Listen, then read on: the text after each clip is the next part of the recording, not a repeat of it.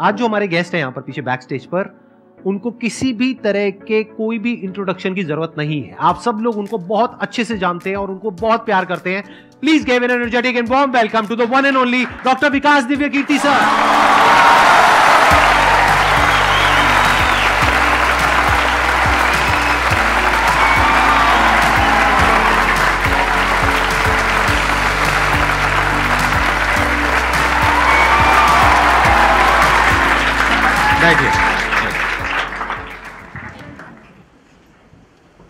मैं सबसे पहले आपको धन्यवाद देना चाहता हूँ धन्यवाद आपका आने के लिए। Thank you so much. क्योंकि जब से मैंने सीरीज शुरू करी है तब से हमारे कमेंट सेक्शन में कोई भी एक भी ऐसा वीडियो नहीं है जहां पर आपका नाम ना लिखा हो। कई बार मुझे ऐसा लगता है देख करके कमेंट सेक्शन को कि ये मैं अपने चैनल पे आया हूँ या आपके चैनल पे हूँ। मैं सोशल मीडिया पे बहुत कम एक्टिव रहता हूँ तो मुझे आइडिया नहीं था इस बात का, पर मैं थैंकफुल हूँ कि आपने बुलाया, इस लायक समझा कि मैं यहाँ पर आऊँ। सर प्यार बहुत करते हैं बच्चे आपको, मतलब इतना प्यार है जिसकी कोई हद नहीं है। मैं ठीक कह रहा हूँ गलत कह रहा हूँ? यस और नो? सो अब आप लोग जो चाहे जैसे चाहे इनसे क्वेश्चंस पूछ सकते हैं। सर लाइफ में जब भी कोई सिचुएशन आती है कि जिसमें दो रास्ते, एक प्रैक्टिकल और एक इमोशनल, तो बैलेंस आउट कैसे करना है? इमोशनल और प्रैक्टिकल में हमेशा विरोध नहीं होता है, कभी कभी साथ भी चल सकता है। और सिर्फ इमोशनल कुछ नहीं होता, सिर्फ प्रैक्टिकल कुछ नहीं होता, प्रपोर्शन का डिफरेंस होता है। जब इमोशंस आपके दिमाग पर बहुत हावी हों तो फैसला करने से बचना चाहिए, स्पेशली बड़ा फैसला। छोटा तो ठीक है कि आपके दोस्त ने कहा कि दोस्त नहीं एक फिल्म देखेगा मेरे साथ, आप इमोशनल हो जाके देख ली फिल्म, क्या हो गया, कोई नुकसान नहीं होगा। पर कोई ये कहे कि तो मुझसे प्यार नहीं करते, शादी नहीं कर सकते मुझसे और हमने शादी कर ली, ये ठीक नहीं है। सिर्फ इमोशंस में आके बहुत बड़ा फैसला मत कीजिएगा, चाहे वो करियर का हो, चाहे पार्टनर का हो, चाहे कोई भी फैसला हो।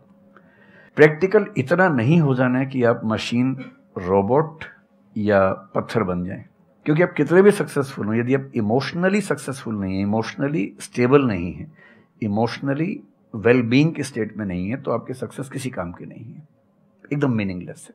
सो the success in totality needs emotional happiness, emotional stability as well.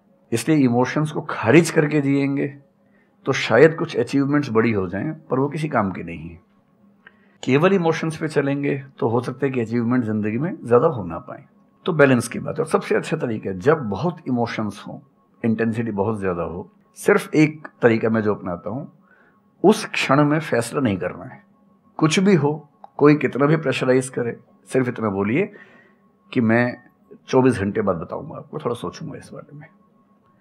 और यदि आपने उस मोमेंट से खुद को बाहर निकाल लिया तो फिर आप डिटैच होकर देख पाएंगे, और थोड़ा सा प्रैक्टिकल एलिमेंट भी रहे, इमोशनल एलिमेंट भी रहे, वो फैसले सबसे अच्छे रहेंगे लाइफ के लिए। मैं आपको एग्जांपल से बात समझाता हूँ। ऐसे लोग जो तैयारी कर रहे थे, अफेयर में थे, एक का सिलेक्शन हो गया, अब उसके सामने क्राइसिस ये है, स्पेशली किसी लड़की का हो गया, लड़के का नहीं हुआ। अब हमारी सोसाइटी में ना, लड़की ऊंचे पद पे हो, लड़का ना सफल हुआ हो तो बड़ा मुश्किल है सोसाइटी में, उनको शायद दिक्कत नहीं है।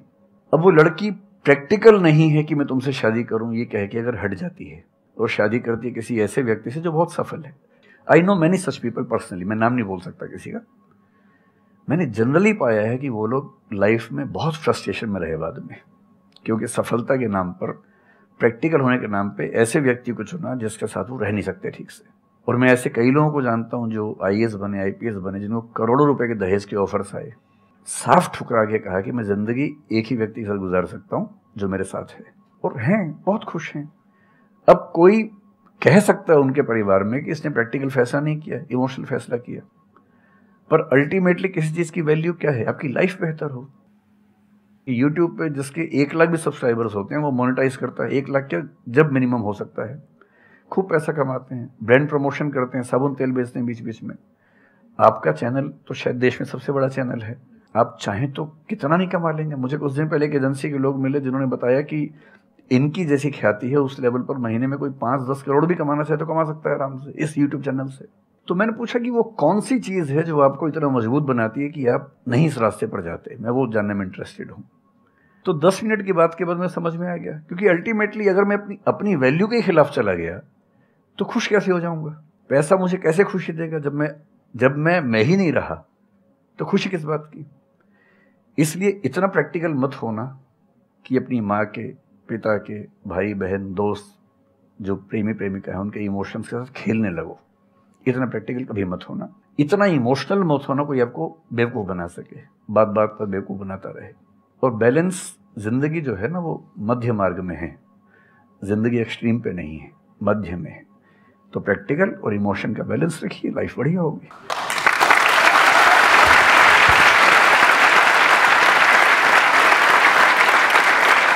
आपने सर इतने अच्छे से एक्सप्लेन किया, मेरे पास में कुछ है ही नहीं बोलने के लिए।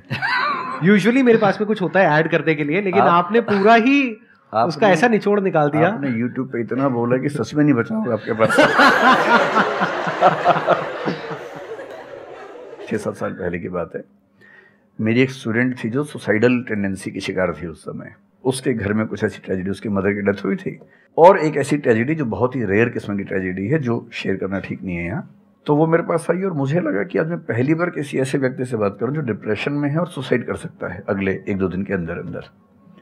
अब मैं परेशान था कि मैं कैसे मैनेज करूं, और मुझे मोटिवेशन की ऐसी जानकारी उस समय तो बिल्कुल नहीं थी, बाद में थोड़ा बहुत पढ़ा। तो मैंने उससे कहा कि अच्छा तुम घर जाओ, मैं कुछ देखता हूँ। फिर मैं घर गया, नेट पे सर्च करना शुरू किया। करते करते मुझे आपका एक वीडियो मिल गया, अनस्टॉपेबल, शायद कुछ आपने एक वो बनाया था उस समय। तो मैंने वो थोड़ा सा देखा, 10 मिनट का। मुझे लगा कि ये जो है ना, ये इंजेक्शन है किसी मतलब डिप्रेस्ड व्यक्ति को तुरंत मोटिवेट करने के लिए। तो मुझे ध्यान है कि मैंने उसको वीडियो का लिंक भेजा। मैंने कहा देखो, ज़िंदगी अपने रास्ते पे चलेगी, ठीक हो जाएगी। जब जब मूड ऐसा हो, बहुत डिप्रेसिंग हो, सुसाइडल मन करे, उस समय वीडियो देखना ध्यान से, और कम से कम उस बुरे फेज से बाहर निकल जाओगी। और फिर मैंने वो वीडियो अपने फैमिली में भी 2-3 बच्चों को भेजा, जो बच्चे उस क्राइसिस में होते थे। तो मैं बहुत थैंकफुल हूँ उन सब बच्चों की जान बचाने में क्या बात कर बड़ी भूमिका है। Thank you so much sir, it means a lot to me. ये तो आपने बहुत बड़ी बात कह दी सर, मेरे लिए बहुत बड़ी बात है ये। नहीं, कई बच्चों की जान बचाई होगी आपने ज़रूर। जो वो एक मोमेंट होता है, उस मोमेंट में कोई बचा ले तो लोग बच जाते हैं, वो मोमेंट क्रॉस हो जाए तो फिर चीज़ें बिगड़ जाती हैं। हेलो सर, नमस्ते। नमस्ते सर, बोथ ऑफ यू, मैं हमेशा से आप दोनों की बहुत फ़ैन रही हूँ। मुझे बस ऐसा लग रहा है कि मैं सपना देख रही हूँ, मेरे लिए रियलिटी नहीं है। मुझे बस आपसे ये जानना, मैं हर मतलब एवरी डे 8 से 10 आवर में पढ़ाई करती हूँ, बट मुझे कभी कभी बहुत डीमोटिवेशन आ जाता है कि होगा नहीं होगा, क्या होगा पता नहीं। देखिए, डीमोटिवेशन अगर आपको दिन भर में 1 घंटे आता है। नहीं सर, ऑलमोस्ट टाइम पढ़ाई करने के बाद 2-3-4 दिन के बाद ही होता है, कंटिन्यूअसली नहीं होता। अगर महीने में 4-5 बार आता है और 1-1 दिन के लिए आता है, तो इसका मतलब आप एकदम ठीक हैं। अगर कोई व्यक्ति आपको ये कहे कि मुझे डिमोटिवेशन कभी नहीं होता, तो उसको इलाज की ज़रूरत है। आपको ज़रूरत नहीं है, क्योंकि जब आप अपने से बेहतर व्यक्ति को देखेंगे, आपको थोड़ा सा इन्फीरियरिटी कॉम्प्लेक्स आएगा, डिमोटिवेशन आएगा। जब आप अपने से कमज़ोर को देखेंगे, आपको सुपीरियरिटी कॉम्प्लेक्स आएगा, थोड़ा सा मोटिवेशन ज़्यादा हो जाएगा। जिस दिन टारगेट पूरा हो जाएगा, मोटिवेशन आ जाएगा। जिस दिन टारगेट पूरा नहीं होगा, डिमोटिवेशन आएगा। जिस दिन टेस्ट में आपके मार्क्स अच्छे आएंगे, आप मोटिवेशन के साथ लौटेंगे। जिस दिन खराब आएंगे, डिमोटिवेशन होगा। लेकिन ध्यान रखिए, जिस दिन आप मोटिवेटेड हैं, उस दिन आप वजह बन गए कईयों के डिमोटिवेशन की। लगातार मोटिवेटेड होना एक मेंटल इलनेस की निशानी है, और लगातार डीमोटिवेटेड होना डिप्रेशन की निशानी है। इन दोनों से बचना है। तो डीमोटिवेशन की बहुत हाइप है, इतनी हाइप की ज़रूरत नहीं है। थोड़ा बहुत हो, एंजॉय कीजिए उसको।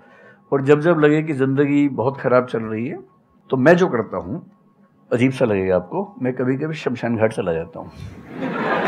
सच कह रहा हूँ, ये सुनी आपने वीडियोस में भी कहा है। सच में चला जाता हूँ, या ट्रॉमा सेंटर चला जाता हूँ देखने के लिए। ट्रॉमा सेंटर में जाके 1 घंटा बैठ के आ जाइए, मोटिवेशन आ जाएगा। और शमशान घाट में जाके देख लीजिए कि हम जैसे हमसे कम उम्र के लोग वहाँ जल रहे होते हैं, तो लगता है हम जिंदा तो हैं। अगर मैं थोड़ा सा कॉग्निटिव लेवल पर बात करूँ, एक बहुत बड़ा साइकोलॉजिस्ट हुआ, उसका नाम है ब्रेंटानो, कभी सर्च कीजिएगा उसको। ब्रेंटानो ने ह्यूमन कॉन्शियसनेस को स्टडी किया, और उसने ये बताया कि ह्यूमन कॉन्शियसनेस की बेसिक नेचर है कि जो हमारे पास है वो हमें नज़र नहीं आता, जो नहीं है वो नज़र आता है। तो the consciousness of lacking something is the nature of human consciousness. इसलिए इसी बात को एक शेर में, बहुत प्रसिद्ध शेर में कहा गया है, दुनिया जिसे कहते हैं जादू का खिलौना है, मिल गया सो मिट्टी है, नहीं मिला वो सोना है।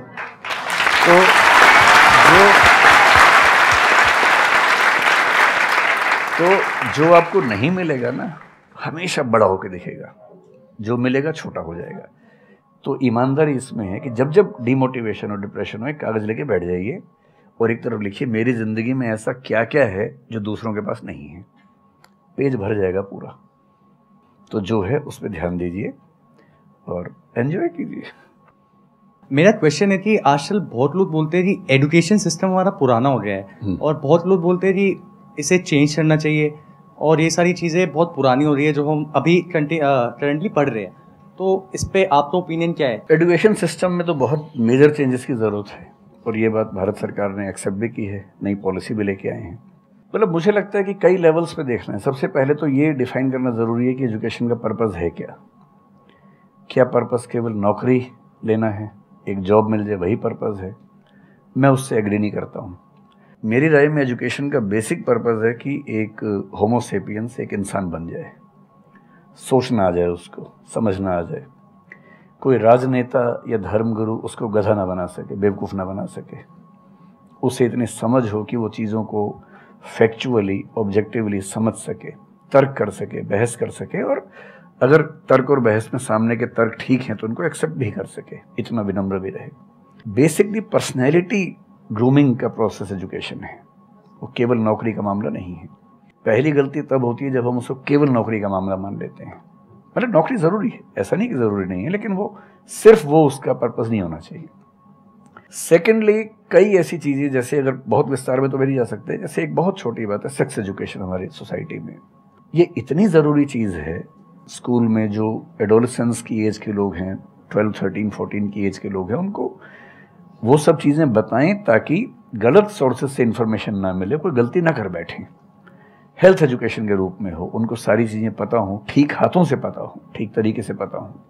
फिर मेरा ख्याल है कि जैसे IITs में अब तो होने लगा है, पहले क्या था कि हम टेक्नोलॉजी सेंट्रिक एजुकेशन पर ज़्यादा फोकस करते थे कि आपने मशीन को समझ लिया, तकनीक को समझ लिया, हो गया, इंसान को नहीं समझा। टेक्नोलॉजी पढ़ने वाले लोग समाज और इंसान से एकदम कटे हुए थे। अब तो ह्यूमैनिटीज़ के कुछ सब्जेक्ट्स पढ़ाने की परंपरा शुरू हो गई है। एक होलिस्टिक एजुकेशन हो। ह्यूमैनिटीज़ वाला बच्चा केवल हिस्ट्री, पॉलिटिकल साइंस, सोशियोलॉजी पढ़ता है, उसको कोडिंग का सी भी नहीं आता, टेक्नोलॉजी बिल्कुल नहीं आती उसको MS एक्सेल भी नहीं पता क्या होता है।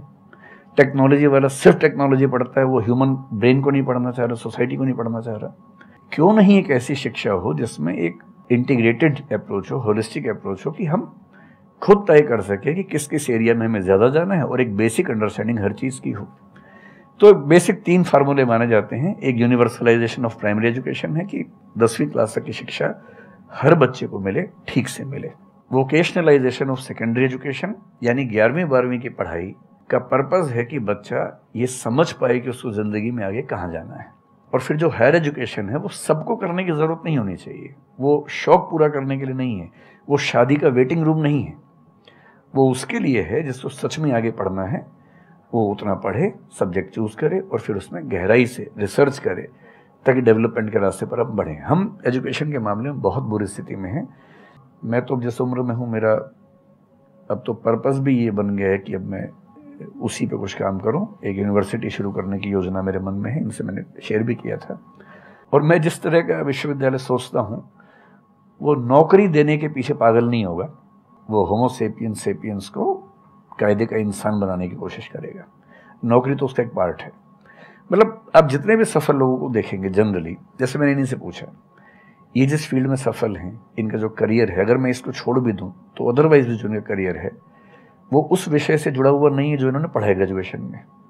मेरा भी नहीं है, आमतौर पे किसी का भी नहीं है। 90% लोगों को मैं देखता हूँ जो सक्सेसफुल हैं, उनके ग्रेजुएशन के सब्जेक्ट में और लाइफ की फील्ड में कोई लिंक नहीं है। तो बेसिक पर्पस क्या है? वो स्मार्टनेस बाहर आ जाए, ग्रूमिंग हो जाए, इंटेलिजेंस है, इमोशनल इंटेलिजेंस है, वो सब जो टूल्स हैं वो उस बच्चे को सीखने को मिल जाए ताकि फिर वो ज़िंदगी को फेस कर सके, इनोवेट कर सके, नए रास्ते निकाल सके। 1000 रास्ते दुनिया में होते हैं। तो सच बात है कि काफ़ी चेंजेस की ज़रूरत है और आप और हम मिलकर करेंगे चेंजेस। एजुकेशन वाइज अगर देखा जाए तो मैंने बहुत ज़्यादा कुछ नहीं किया है अपनी लाइफ में, बट मेरे स्टैंड पॉइंट से अगर आप देखोगे कि एजुकेशन क्या है, तो एजुकेशन का सबसे बड़ा गोल ये है कि एक इंसान का दिमाग खुले, बजाय कि उसका दिमाग इतना नैरो डाउन हो जाए कि उसको लगे कि बस यही अगर हो गया तो सक्सेस है, ये नहीं हुआ तो फेलियर है। आप अनगिनत तरीकों से अपने गोल को, अपने पर्पस को, या जो भी आप करना चाहते हो उसको अचीव कर सकते हो। एजुकेशन का सबसे बड़ा गोल ये होना चाहिए, और वही मेरी कोशिश है अपने इन सेशंस के थ्रू करने की, कि एक इंसान का दिमाग खुल जाए, उसके दिमाग में एक पॉसिबिलिटी माइंडसेट आ जाए, ना कि एक लिमिटेड माइंडसेट हो कि बस ये हो गया तो बहुत है। अब प्रॉब्लम क्या है, ये जो लिमिटेड माइंडसेट है ये बहुत लोगों का है, करोड़ों लोगों का है, तो वहां पे कंपटीशन भी बहुत है। पॉसिबिलिटी माइंडसेट जबकि देखा जाए तो ज्यादा इंटरेस्टिंग है, लेकिन बहुत कम लोगों का है और वहां पे कंपटीशन कम है। और पॉसिबिलिटी माइंडसेट क्या होता है कि कोई भी काम अगर मैं कर रहा हूं, अगर वो नहीं हुआ तो इसका मतलब ये नहीं है कि मैं फेल हो गया, इसका मतलब ये है कि मैं क्रैक नहीं कर पाया। There has to be a way. ये एजुकेशन काम अगर कर दे तो रियल एजुकेशन हो गई हमारी। मतलब एक इंसान को, हाँ सॉरी, थॉमस एडिसन बल्ब के आविष्कार में लगा हुआ था, हाँ जी, 1000 बार फेल हुआ। तो किसी ने उससे पूछा कि यार तुम बार बार करते होता तो है नहीं तुमसे, क्यों कर रहे हो? तो उसने पता है क्या कहा, हर फेलियर के बाद मैं ये जानता हूं कि बल्ब इस तरीके से भी नहीं बन सकता, और अब मैं 1000 तरीके जानता हूं कि इन तरीकों से नहीं बनेगा, और उसके बाद वो तरीका ईजाद हुआ जिससे बना। एजुकेशन से एक इंसान का दिमाग इतना खुल जाए कि सबसे पहली चीज तो उसको ये समझ आए कि मैं कुछ भी नहीं जानता हूं। हाँ, एकदम ठीक बात है। एजुकेशन मस्ट बी सच कि वो लाइफ लॉन्ग आपका एक क्वेश्चनिंग माइंड बना ही रहे, कि आप कहीं भी हो, कुछ भी कर रहे हो, आपके दिमाग में क्वेश्चंस चले, questions related to the problems. जो भी आप काम कर रहे हो वो क्या है, अल्टीमेटली प्रॉब्लम सॉल्विंग है, तभी उस काम में वैल्यू है। अगर किसी की कोई प्रॉब्लम ही नहीं सॉल्व कर रहे हो तो उसमें वैल्यू कहां ऐड हो रही है, और वैल्यू नहीं ऐड होगी तो आपको पैसा कैसे मिलेगा, फिर चाहे जॉब हो चाहे बिजनेस हो। सो द आइडिया इज कि आपका दिमाग ये चलना चाहिए, अच्छा ये प्रॉब्लम है ना, पहले तो मुझे नहीं पता है कि इसको सॉल्व कैसे करना है, क्योंकि अगर आपको पहले से ही पता है तो आपको वही पता है जिस तरह से वो प्रॉब्लम सॉल्व होती आई है। That may not be relevant in today's context, but still आप उसको उसी तरह से सॉल्व करोगे जिस तरह से सब कर रहे हैं। वहां पर कंपटीशन है, फिर आप कहोगे कि कुछ हो नहीं रहा है। सो द आइडिया इज कि पहले तो ये प्रॉब्लम है जो मुझे अच्छे से समझ आई, मैंने इस पे फोकस किया, अब इसको सॉल्व करने के इन्फिनिट तरीके हैं, एक रास्ता नहीं है, बहुत सारे रास्ते हैं, मुझे पता नहीं है। This is the goal of education, कि मुझे नहीं पता है लेकिन पता किया जा सकता है। This is another goal of education. उसमें से कुछ तरीके काम करते हैं, कुछ नहीं करते हैं, यह भी हमको क्लियरली पता होना चाहिए। मतलब your personality must be dynamic, it must not be static.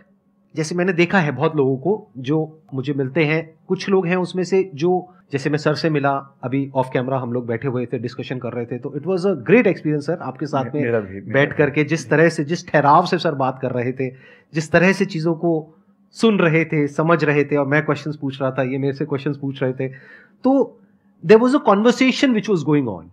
On the other hand there are some people जिनसे मैं कभी कहीं मिला तो उनकी अप्रोच क्या है कि मुझे सब पता है, वो गड़बड़ हो जाती है। शिक्षा की दुनिया में बहुत प्रसिद्ध कहावत है, भारतीय अगर परंपरा में देखें तो विद्या ददाति विनयम एक बहुत प्रसिद्ध कथन है। अगर कोई पढ़ा लिखा आदमी अपने ज्ञान की वजह से अहंकार करे तो मान लीजिए कि वो पढ़ा लिखा नहीं है, पढ़ाई उसके दिमाग पर हावी हो गई है, अभी उसको अंदाजा नहीं है कि कुल संसार के ज्ञान में उसकी हिस्सेदारी डेसिमल में भी नहीं है। और जिसको ये पता है कि मेरा ज्ञान बहुत कम है वो विनम्र ही रहेगा। और इसलिए जो बड़े प्रोफेसर्स हैं, अगर आप कभी सुनेंगे, मैं जानता हूँ, मैं यूनिवर्सिटी में जब पढ़ता था, सबसे बड़े प्रोफेसर क्या बोलते थे कि मैं इस विषय का विद्यार्थी हूँ, कभी नहीं बोलते थे कि मैं प्रोफेसर हूँ। इतना साहस किसी में कैसे कि मैं प्रोफेसर हूँ? अरे आप जिंदगी भर स्टूडेंट बने रहेंगे तो ही काफ़ी है, उससे बड़ी बात तो सोचने भी नहीं चाहिए। बहुत बड़ी बात है।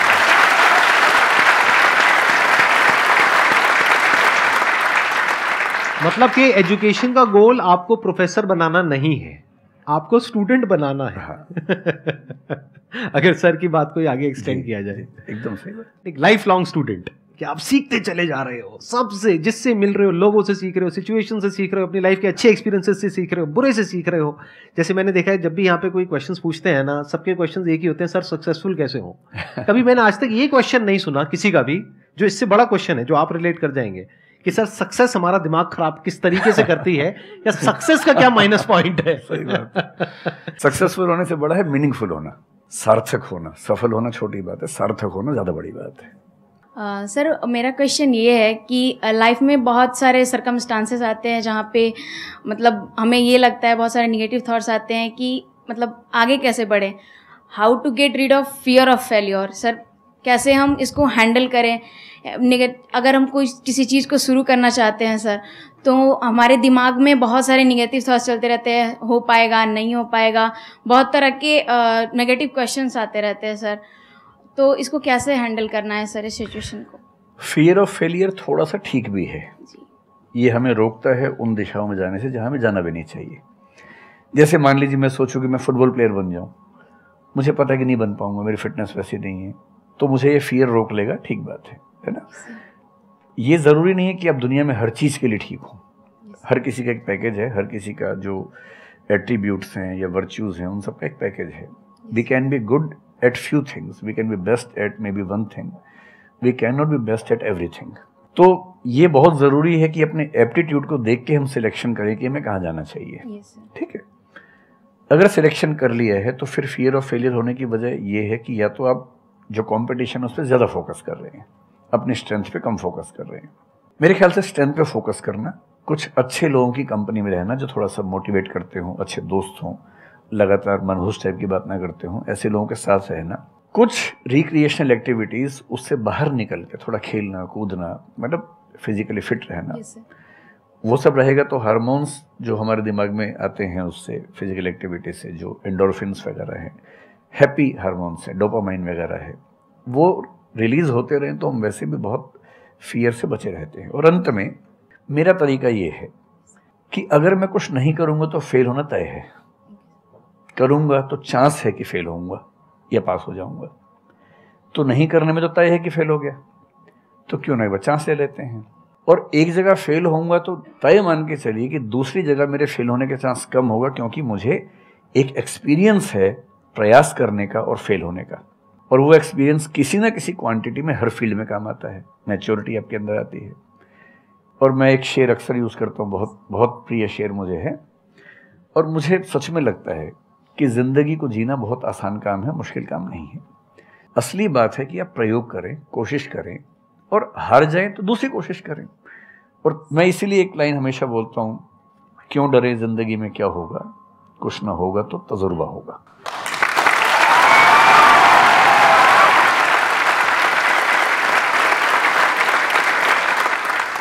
मुझे भी सर के जैसे मोटिवेशनल स्पीकर बनना है सर, पर मैं ये सोचती हूँ कि अगर मैं वीडियो बनाऊँगी, कंटेंट बनाऊँगी, तो संदीप सर को छोड़ के या फिर बहुत बड़े बड़े मोटिवेशनल स्पीकर्स हैं उनको छोड़ के मुझे देखेगा कौन। मतलब ये मेरे अंदर थॉट्स आते हैं कि अभी मेरा मतलब मैं 19 ईयर की हूँ, तो मैं जब वीडियो कंटेंट बनाऊँगी तो मैं कुछ, मुझे ऐसा मतलब मेरे अंदर ये थॉट है कि मैं कोई बड़ा आदमी नहीं हूँ या फिर कुछ बड़ा नहीं हूँ, तो मैं ये वीडियो कैसे डाल सकती हूँ, लोग क्या सोचेंगे कि मतलब तू ये तो खुद कुछ नहीं है और लोगों को मोटिवेट कर रहा है, ऐसा मेरे अंदर थॉट आता है। पहले या तो कुछ कर लीजिए ज़िंदगी में, उसके बाद मोटिवेट कर लीजिए, और नहीं तो मोटिवेशन एक पूरी साइंस है, साइकोलॉजी से जुड़ी साइंस है, उसको ठीक से पढ़ के रिसर्च करके उससे बात कीजिए। शुरू में तो जब इन्होंने भी शुरू किया होगा, कहाँ शुरू में लोग जानते होंगे, बड़ी लंबी स्ट्रगल होती है, किसी भी फील्ड में इतनी लंबी स्ट्रगल है। देखिए जो आदमी सफल है ना, आप ये जो हमारा वर्तमान है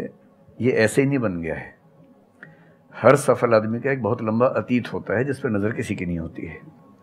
और बशीर बद्र ने एक बड़ी गहरी बात कही थी, ये फूल मुझे कोई विरासत में मिले हैं, तुमने मेरा कांटों भरा बिस्तर नहीं देखा।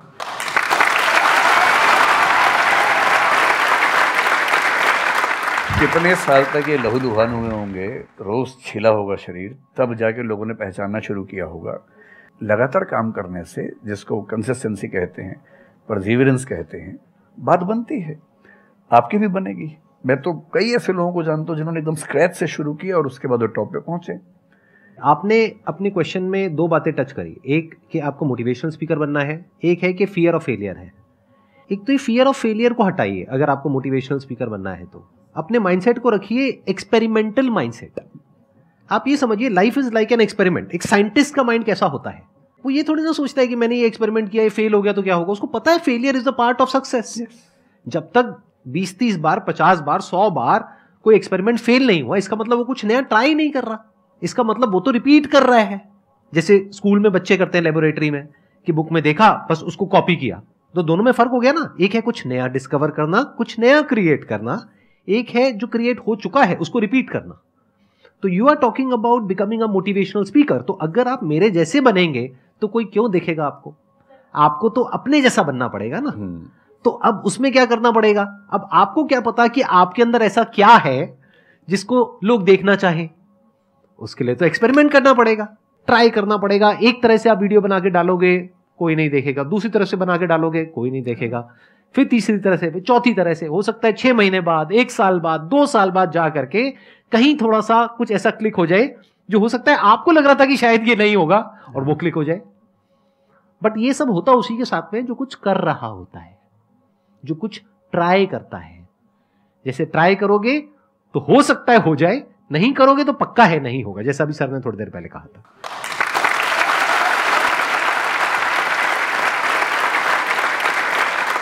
Thank you so much sir यहाँ पर आने के लिए।